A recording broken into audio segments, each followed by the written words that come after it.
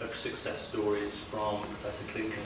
Are there any others that people just want to contribute if you anything that really should be thinking about this one as well? Maybe that you can take along to his next talk. I'll just jump in and say Carnegie. I was going to be you were speaking. Yeah, well look, I mean we've just finished a sweep through the solution space where we've done 800 million simulations of different buoy geometries, different wave conditions, different power takeoff settings, and you know these simulations are only possible with the likes of this equipment. So we're using Magnus and producing incredible outputs, particularly for when we're doing computational fluid dynamics simulations. So this is studying the effects of almost every molecule of water pushing against every square millimetre of our buoy. We're simulating all those.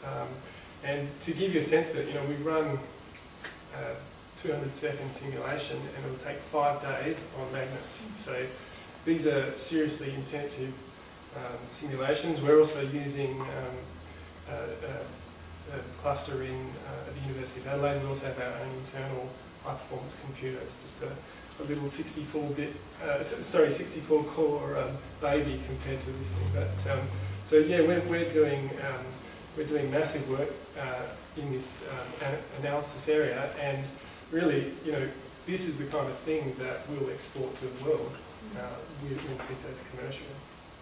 So in terms of success story, if we can export that technology now, for us, that's incredible success story. One I'd mention is the work done out of the Telethon Kids Health Institute, not because of the volumes of data they're doing, but because they're demonstrating so much of what can be done when data is joined.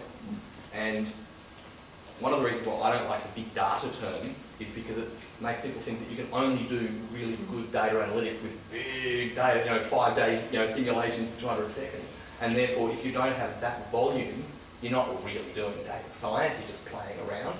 And I mean, a lot of the longitudinal studies coming out of the Telethon Kids Institute are some of the longest, best and most in-depth in the world. And they're leading a lot of the stuff in there.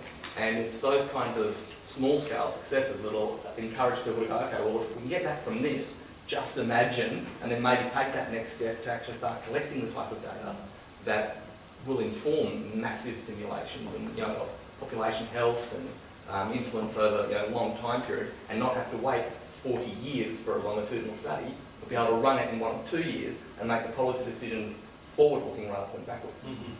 Just to give you one example as well, that because I'm very proud of this, from our people being able to do this thing, was working with the Harry Perkins Institute, a study where there was going to take 3 months to do even just a small scale study on some people to do with diabetes.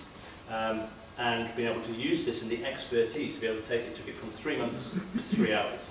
And those sort of things now make things that are potentially possible. Actually, the pipeline is so huge that that's now suddenly bottlenecked elsewhere. It doesn't matter. It's a matter of the fact that you can do great things, but you've got to start and you've got to actually begin. A vertical example, but around process and, I guess, methodology. So what we've seen has been quite exciting in the resources sector is the opening up of data.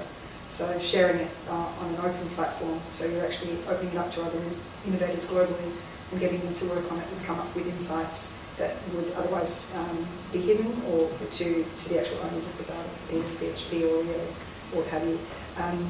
So the very first hackathon that kicked off in this space was in 2014, and I don't think many of you would have thought that Rio and BHP would have collaborated to share data in an open way, open platform. And that's been happening now with increasing frequency, and I think it's that approach is a win as well, because you're basically crowdsourcing skills and solutions, and I think the cultural shift to get to that is a win. It's really